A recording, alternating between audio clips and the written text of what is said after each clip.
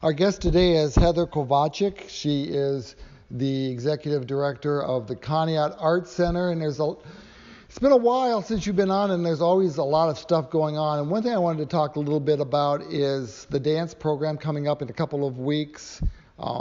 It's big, and you have a new dance floor here, which has got to help a lot. So talk about that, and talk about how a dance floor is different than, your normal stage floor or whatever. Wow, a dance floor is kind of, I would say, like a little bit of a facelift for us. We had a dance floor that we had before, I would say was about 15, if not more, years old. I know when the individuals came in to change it, they had never seen it in their life, in their time of working there. But we had Harlequin Dance Floor, which is a company out of New Jersey. They're one of the top sellers of dance floors for ballet and other different types of dances. They came in, redid the floor. We were graciously donated money through donors, as well as a grant from the Ashtabula Foundation for this project. I remember the fundraiser going on. So we were able to come together and be able to pull this off, and it was completed in December of last year, and it's like night and day up there. You go up there and it's a state-of-the-art floor you would go into some colleges and see.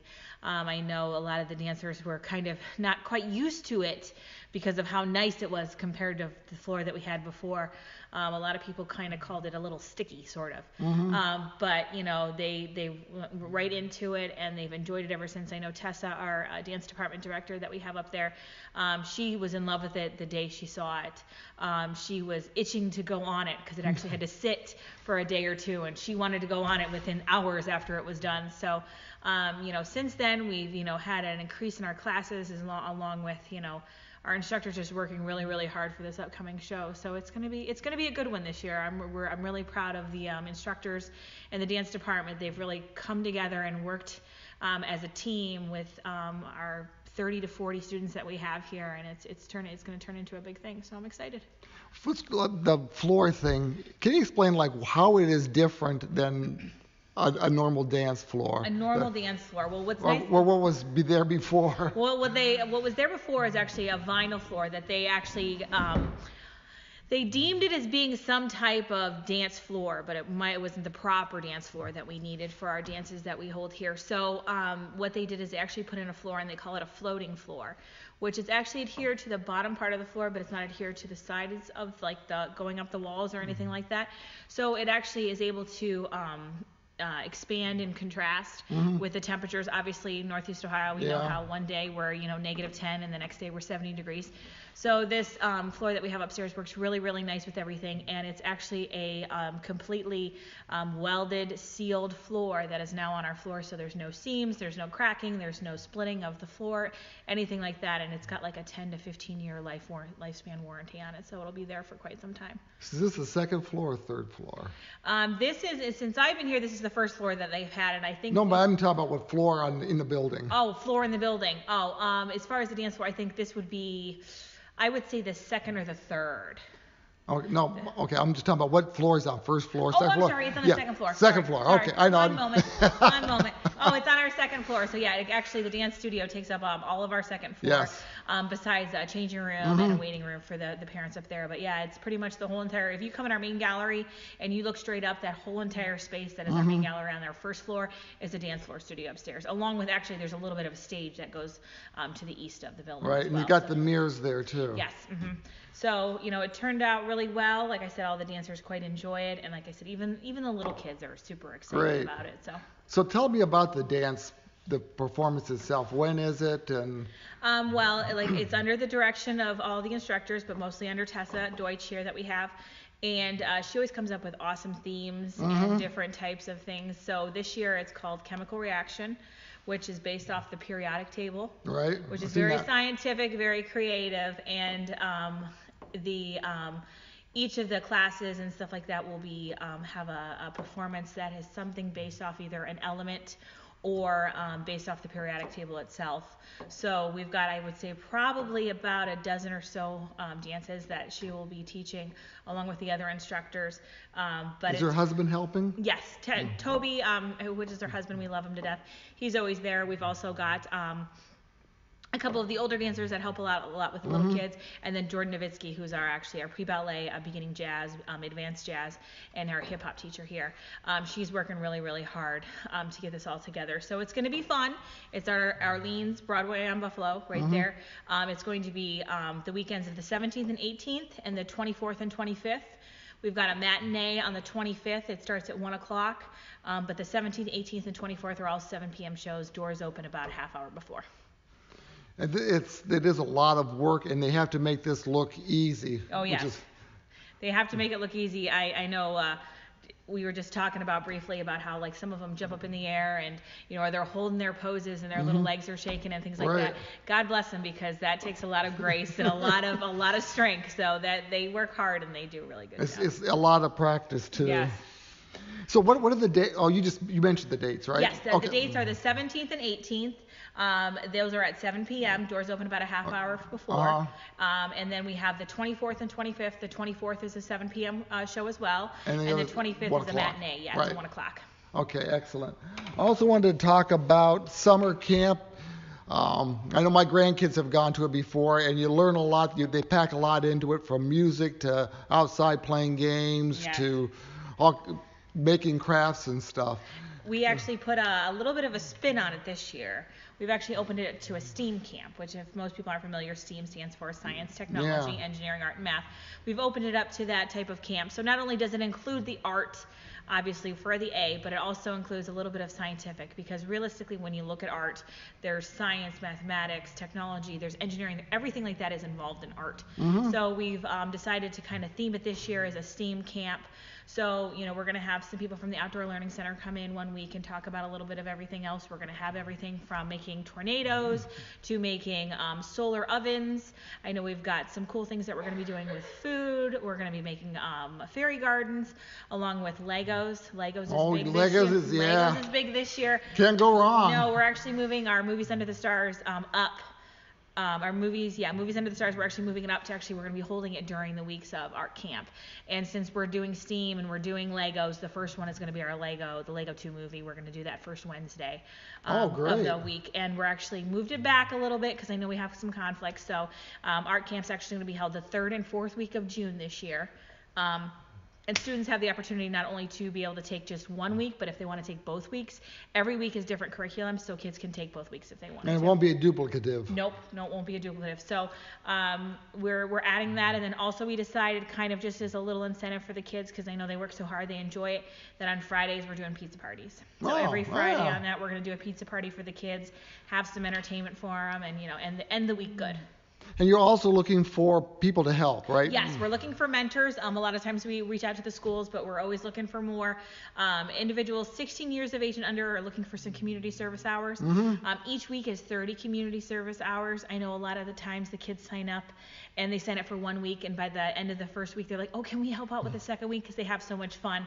So yeah, they'll get to participate in some of the class things that we do around, but they'll also be able to assist the kids as far as doing some of the projects as well. So it's a really good opportunity for the kids to kind of interact with each other. This has been going on for a long time. Yeah, I want to say almost 20 plus years that we've been doing this. It's been quite a long time, and that's why we kind of just decided to do a little spin on it. We're still doing art camp, we're still making it art oriented, just kind of adding a little bit of scientificness to it, I guess you could say. Yeah. And they utilize the small building out back quite a bit during that. Yes, we actually utilize every single room in this building practically. We obviously do dance upstairs in the dance studio. Down in the basement there? The basement, we do 2 different art classes. We do the annex, which is our back building. We do something out there. We actually have Snap Fitness coming in to do outdoor activities on Fridays. And then we have Jim Fuller, who does the music. He'll be here on 2 days a week as well. Does he do the percussion? He used to do that percussion stuff, making music with bottles and cans. Oh, yeah. I talked to him yesterday, and he's got all these ideas on how to do stuff. So it's going to be really exciting. I think the kids are really going to be able to enjoy themselves, because they're just going to have an opportunity to kind of experience it all. So it's going to be a good time. So if you want to sign your kids up for it, or you want to volunteer, it's 593-5888. Is that correct? Or you can email us at info@ConneautArtsCenter.com. Either one, we're more than welcome to get you signed up for it. Okay. Heather Kovacic is here, and I also want to talk about the summer concerts, which always draws a nice crowd, and And my son was married out here in the side yard, because it's a pretty area. You can look over the lake, and it's really a nice venue. So now, with all that build-up, hopefully you're going to have some concerts this summer. Yeah, we're still doing our summer concert series. We've shortened it a little bit just to like time restraints and things like that. So our first summer concert series this year starts the first Sunday in September, or first Sunday in July, I'm sorry, which is I think July 7th. Mm-hmm. So we'll be doing that when we're starting out with Good Question, which is always a good band. Yeah. We usually get 300 to 400 people here on our front lawn. Things will continue, and then we'll actually have an additional 5 more after that summer concert series, ending with our famous D-Day concert that we always do the Friday of D-Day out here with the Don DeSantis band. So, we've got, some of the regulars we've always had. I think we have maybe 1 or 2 new groups, but they're just new to this year. We've had them before, things like that. So it's going to be a lot of familiar music that a lot of people like to enjoy. And it's something fun that when it's nice out and you want to come, sit out and listen to some music, take this opportunity and come visit us and see us. So. Now, if the weather's rainy, which has happened once or twice in the last century, do you bring it inside? Do you postpone it to another day? Unless it's just an individual singing, because of all the equipment we've got to bring in, we usually just do a rain day, which we do have a rain day if one of them is canceled, and we will announce that if it's necessary. But otherwise, we just have to cancel them and reschedule them when we can. I know we do have the gentleman from Ashtabula that does Elvis. And everybody loves him, and last year was his first year and it rained, and I said, we are going to do it, and we brought them all in here, and let me tell you, this center was packed like it was packed back when it was Kilby Hall. Like it was packed. There was people standing outside the doors listening to the music, but it was raining. So something like that, we tend to bring them in, but the bigger bands and stuff like that, we just have to reschedule them. Okay, and people bring their lawn chairs, and you have popcorn and... Yeah, we do popcorn and soda and things like that. We do a 50-50. But yeah, people bring their lawn chairs, and just, end up, and sometimes they even get up and start dancing. It all just depends on... I've seen you walking around giving away little, cup holders and that sort of thing as well. It's some of these... Yes, we do a giveaway at the D-Day. We try to give away some American flags to everybody that comes in, participates in the thing. But otherwise than that, we're just giving out either different information about the Art Center, whether it's memberships or different types of fundraisers we're doing. Okay, we got about a minute left. Tell us about the plant sale, because that's always a big thing. I've gotten some plants there. Tomatoes early in the year, folks. Yes, I've actually gotten enough tomato plants that I think it's still alive. Actually, that's how good it is. But yeah, we're doing our plant sale. We always do it between the 16th and the 18th of May. This year it's going to be on the 18th of May from 9 to 1. It usually is around Kingsville Library. Their thing. We do it early in the day. That way you have plenty of time to go to Kingsville, enjoy your stuff. Why do your rounds? Start here and work your way there. But we've actually moved it this year. We're no longer at the corner of Broad and State. We're now right next to Orlando's in that little grassy area right there in between Orlando's and Conneaut Savings Bank. Orlando's was gracious enough to give us the opportunity to be right there next to them. So we'll be there from 9 a.m. to 1 p.m. We'll have a bunch of different vegetables, whether they're in their gardens or your flower beds that you're going to need. And also we're going to offer a free plant and grow to all the kids that show up. Where they'll be able to plant seeds, take them home, and then grow them in their gardens. So. Do you still do the art, monthly art features? Yes. April didn't work out so well, but we do have one coming in May for sure. Her name's Tessa LeBaron. She's from Edgewood. She's a local individual who's now does her work a lot in Cleveland and Toledo and things like that. So she'll be in here. She's actually dropping her work off this Thursday, and it'll be up for all of May. And she's actually holding a reception here this Friday from 6 to 8 p.m. Okay, so that is this. So by the time this airs, then it probably will be over. But it'll be over, but it's still open to the public. Oh yeah, so you can still come in anytime and look at it. And believe me, her artwork is very artistic. It's very thought out. It's very expressive. So if it's not something you like, then definitely stop down and see us. There's been an awful lot of good artwork here. People may be surprised. I don't know, but. For a little corner of Ohio, I've had people tell me that it's a place that people like to have their artwork that are not, just immediately from our area. Yeah. I have a lot of people actually that the next couple of weeks that are coming from Columbus, coming from Dayton, coming from Cincinnati that are actually bringing their artwork here. So yeah. Heather Kovacic. Yes. Kovacic, thank you very much for being here.